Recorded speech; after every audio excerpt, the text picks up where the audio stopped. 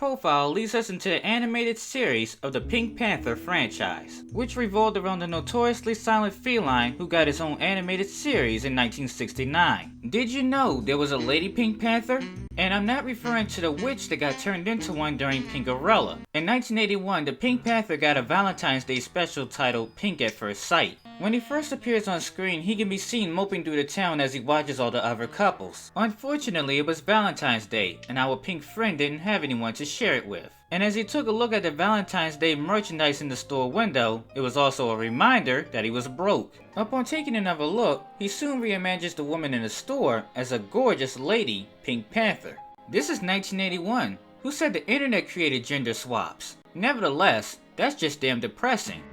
But get used to it, the title of the card is Pink at First Sight, so it happens more than once. As he mopes through the park, he soon comes upon a baby who accidentally drops his teddy bear. And as he picks it up, well, guess what happens again? Teddy almost becomes a plush, courtesy of the Pink Panther. The love fest, however, is soon broken up when a crying baby alerts its parents. He soon retreats and returns back home. It's there he dives into his piggy bank and learns he doesn't have a cent to his name. Okay, I take that back, there were 6 cents to his name. Still absolutely nothing to celebrate over. Soon after, a singing messenger breaks into his house and delivers him a present. It was a woman's dress from some guy named Bill. Pink would then chase the messenger all the way back to his headquarters in order to return the present. But when he does find the messenger, he doesn't get very much of an opportunity. But when the boss mistakes him for one of the auditioners, he takes this opportunity to make some extra cash. Unfortunately, on his first attempt, he fails his audition pretty badly. But he soon returns with a new inspiration for his act, gets hired, and is soon off to his first location, at apartment 1802, just as soon as the man of the house is pulling in. After delivering the Valentine's Day gift, the Pink Panther soon put on his performance, to which you'll probably admit it got a little deep for a singing telegram.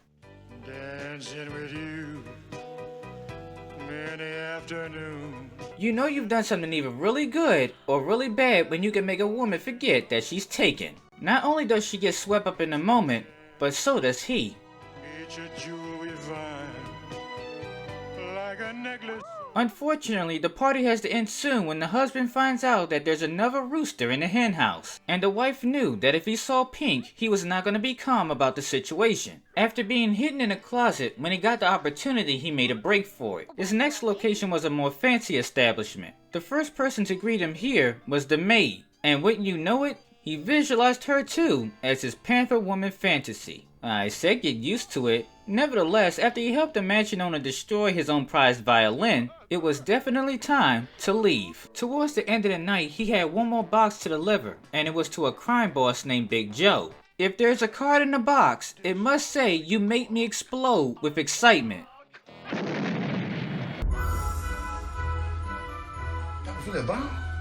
Just a sick world we living in, sick people. Unfortunately for the Pink Panther, he ended up sharing the same hospital with the same crime mob. While trying to get away, he ducks into a room and tries to pose as a patient by placing a gas mask over his face. The tank turns over and he ends up breathing in the gas. By the time a nurse walked in to check on him, he began to hallucinate. And suddenly that not so attractive nurse ended up looking like the most prettiest thing in the world.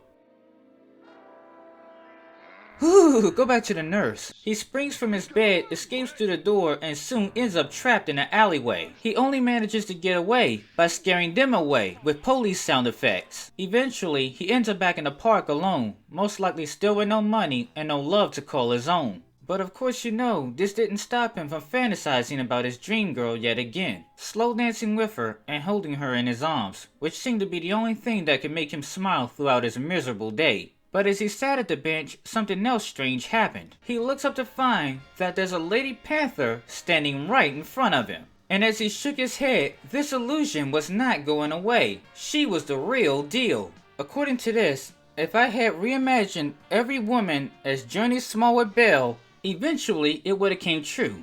Damn, missed an opportunity. She even leaves him a little Valentine's Day message of her own. Now here's the kicker. After fantasizing about his perfect woman all day, he was getting ready to say, no thanks. Until he looked at those glorious 3 words again and said to himself, why not? And then went to go join the woman of his dreams.